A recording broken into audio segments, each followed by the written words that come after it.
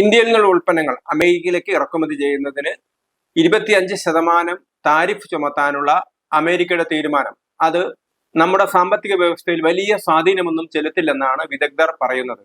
ഇന്ത്യയും അമേരിക്കയും തമ്മിലുള്ള വ്യാപാരം 2024-25 13,000 കോടി രൂപയുടേത് മാത്രമായിരുന്നു. അതായത് നമ്മുടെ GDP-യുടെ 0.2% മാത്രമാണ് ഇന്ത്യയും അമേരിക്കയും തമ്മിലുള്ള വ്യാപാരത്തിലൂടെ ഉണ്ടാവുന്നത്. അതിൽ തന്നെ പകുതിയും, ഇന്ത്യയും അമേരിക്കയും തമ്മിലുള്ള വ്യാപാരത്തിന്റെ പകുതിയും യാതൊരു തരത്തിലുള്ള നിയന്ത്രണങ്ങളും ബാധിക്കാത്ത ഉൽപ്പന്നങ്ങളിലൂടെയാണ് നടക്കുന്നത്. അതുകൊണ്ട് തന്നെ അമേരിക്കയുടെ പുതിയ നിയന്ത്രണങ്ങൾ ഇന്ത്യയിൽ വലിയ സ്വാധീനമുണ്ടാക്കില്ലെന്നാണ് വിദഗ്ധർ പറയുന്നത്. അതോടൊപ്പം തന്നെ നേരത്തെ ഇന്ത്യയും അമേരിക്കയും തമ്മിലുള്ള വ്യാപാര കരാറിന് വേണ്ടിയുള്ള ചർച്ചകൾ നടന്നിരുന്നു. ആ ചർച്ചകൾ പൊളിഞ്ഞത് നമ്മുടെ കാർഷിക ഉൽപ്പന്നങ്ങൾ, നമ്മുടെ കർഷകരുടെ താല്പര്യങ്ങൾ സംരക്ഷിക്കാൻ വേണ്ടിയാണ് അത്തരമൊരു കരാറിൽ നിന്ന് പിൻവാങ്ങാൻ ഇന്ത്യ തീരുമാനിച്ചത്. അമേരിക്ക വെച്ചിരുന്ന നിയന്ത്രണങ്ങളൊന്നും തന്നെ ഇന്ത്യക്ക് സ്വീകാര്യമായിരുന്നില്ല.